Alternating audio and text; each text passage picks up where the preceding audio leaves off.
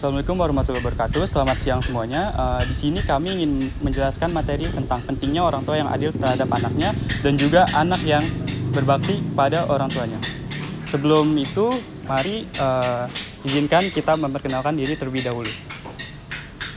Nama saya Maria Winaresti. Nama saya Muhammad Hilmi Farid. Saya Muhammad Alfareza Ramadan. Saya Musa Saad Maruli Arianja. Orang tua pilih kasih seringkali jadi problematika yang menghantui anak. Ironisnya, banyak orang tua yang tidak menyadari bahwa kerap memperlakukan anak-anak mereka secara tidak adil. Biasanya, ini didasari pada perasaan lebih condong pada salah satu anak menjadikannya anak favorit.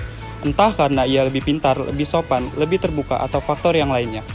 Yang jelas, sifat orang tua pilih kasih disadari atau tidak bisa berdampak buruk pada anak. Bahkan bisa menjadi penyebab pecahnya hubungan antar saudara kandung.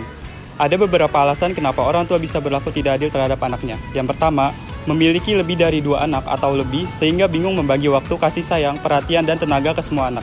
Lebih mudah untuk berfokus pada satu anak saja. 2. Ada anak yang dimaskan atau lebih disukai, dibanggakan, ataupun dikasihani sehingga perlakuannya lebih dari anak yang lain. Ini alasan yang paling umum terjadi. Ketiga, adanya kecocokan karakter atau punya perasaan lebih sayang ke anak tersebut dibandingkan ke anak yang lain. Keempat, entah mengapa memang ada kecenderungan anak pertama dan anak terakhir diperhatikan lebih daripada anak tengah. Tidak tahu pasti alasannya kenapa. Dan yang terakhir, kelima, orang tua pernah dikecewakan, merasa capek atau selalu emosi dengan anak tersebut. Sehingga perlakuannya dibedakan dibandingkan dengan anak yang lain. Baiknya, orang tua bersikap adil pada setiap anak-anaknya. Pilih kasih menyebabkan seorang anak memiliki masalah kemarahan atau perilaku. Peningkatan tingkat depresi, kurangnya kepercayaan diri, dan penolakan untuk berinteraksi dengan baik dengan orang lain.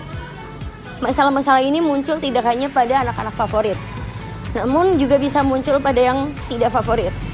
Anak-anak yang merasakan ketidakadilan mungkin marah pada orang tua yang menunjukkan sikap pilih kasih. Selain mengekspresikan langsung orang tua, anak juga dapat mengalihkan kemarahan itu kepada saudara kandung yang mendapat kasih sayang lebih dari orang tua. Pada beberapa situasi, saudara yang disayangi juga merasakan kemarahan dari saudaranya dan merasakan kemarahan terhadap orang tua karena menempatkannya dalam posisi ini. Ini bisa menjadi dinamika yang sangat toksik kepada anak. Maka dari itu, terkait yang tadi kita sudah bicarakan, kita akan menanyakan ke beberapa masyarakat setempat.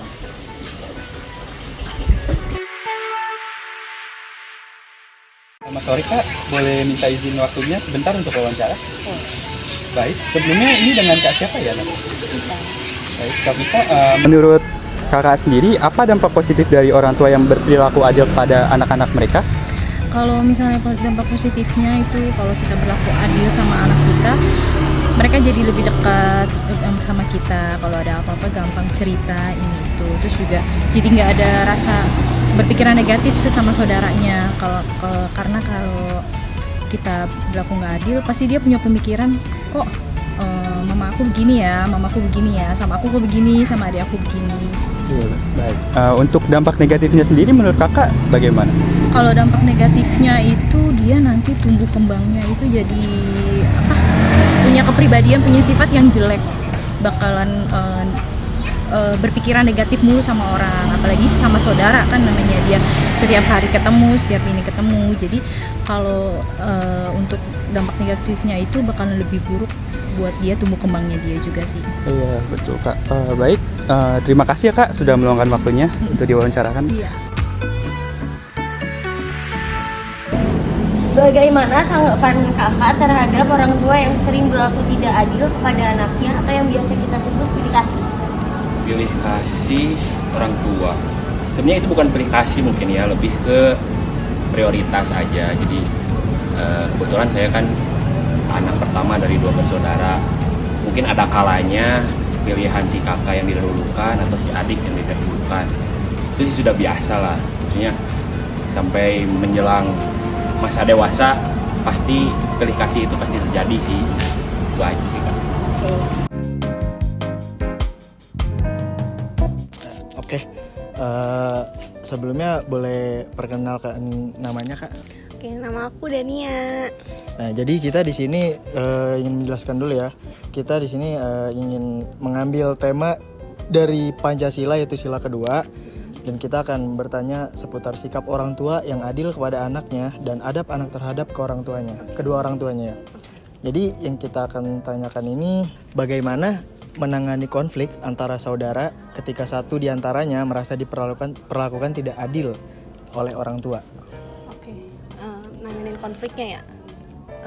Mungkin ini opsi orang beda-beda ya, atau enggak statement orang beda-beda. Tapi menurut saya, kalau misalkan konflik saudara itu pasti yang kita harus deketnya orang tuanya dulu. Kenapa bisa sampai membedakan antara kakak, anak tengah, dan anak terakhir?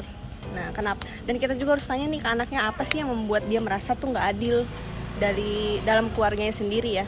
Nah, habis itu kan baru ketemu tuh masalahnya, baru kita musyawarah lah, namanya keluarga kan, kita ngomonginnya baik-baik gitu. Tapi kalau misalkan dari ketidakadilan ini, Iya. anak tersebut jadi bad attitude atau perlakuannya jadi tidak baik gitu. Berarti kan kalau misalkan sampai dia bad attitude, berarti salah satu ekspresi dia dalam menjadi anak itu tidak tersampaikan ke orang tuanya, atau enggak ke kakak-kakaknya, atau enggak misalkan biasanya tuh konflik yang tidak adil itu biasanya anak tengah.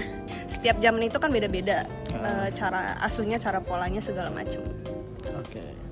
Oke Kak, maaf ya udah ganggu waktunya untuk bertanya. Terima kasih. Oke guys. Halo, selamat malam Pak. Selamat malam. Perkenalan dulu, namanya siapa? Saya Seka. Saya izin bertanya ya. Iya. Bagaimana tanggapan Anda tentang adab seorang anak yang buruk kepada orang tuanya sendiri? Tanggapan saya kepada anak yang berlaku buruk kepada orang tuanya adalah ya dia tidak hal yang tidak baik dilakukan, harus patuh kepada orang tua. Itu sebaik-baiknya jangan melawan kepada orang tua lah, karena surga kan ada di telapak kaki ibu. Oke, itu aja. Jika nanti misalnya kelak Mbak atau Mas memiliki sifat anak yang seperti itu, apa yang harus dilakukan? Saya akan mempelajari, saya akan inilah pokoknya apa namanya, anak saya tidak ya ajarin biar nggak melawan semua orang tua, itulah, jangan ini. Baik, itu saja Pak. Saja. Makasih ya Pak. Sama. Makasih.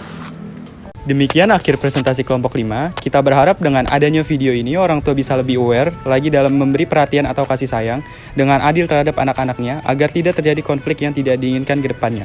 Semoga materi yang kita bawakan bermanfaat untuk kita semua. Sekian dari kita, mohon maaf bila ada kesalahan dalam kata-kata atau pengucapan. Wassalamualaikum warahmatullahi wabarakatuh.